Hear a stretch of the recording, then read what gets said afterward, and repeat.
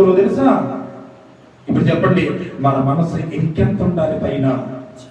ఆ రోజు వారికి క్రీస్తు మాటలు లేవే, ఆ రోజు అబ్రహాము దగ్గర క్రీస్తు ఏమని ఛాయలు లేవే, క్రీస్తు చెప్పిన వాగ్దానాలు లేవే వాళ్ళ దగ్గర.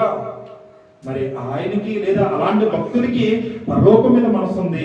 ఇప్పుడు మన దగ్గర క్రీస్తు చేశాడు, క్రీస్తు మాటలు ఉన్నాయి, క్రీస్తు వాగ్దానం ఉంది. మనకెంత ఇంకా మన మనసు ఉండాలి చెప్పండి? వాళ్ళకంటే డబల్ ఉండాలి మనకు తెలుసా? అబ్రాహ్మ కంటే డబల్ ఉండాలి తెలుసా మనకు విశ్వాసం? మోషే కంటే డబల్ ఉండాలి తెలుసా మనకు విశ్వాసం? దేని మీద? పరసంబంధమైన వాటి మీద. ఎందుకంటే మన కళ్ళకు కట్టినట్టు దేవుడు రాయించి ఇచ్చాడు బైబిల్లో. కాబట్టి ప్రబంధికున్నారు, మీరు ఎక్కడ ఉన్నా, ఏ పనిలో ఉన్నా, ఇంటి దగ్గర ఉన్నా, పని దగ్గర ఉన్నా, చదువుల్లో, ఉద్యోగాలు ఎక్కడున్నా, మీ మనస్సును ఎక్కడ పెట్టుకోవాలి?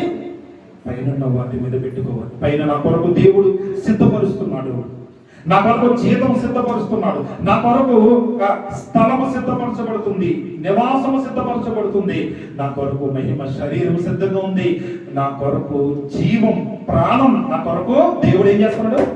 సిద్ధపరుస్తున్నాడు. దాన్ని నేను పొందుకోవాలి.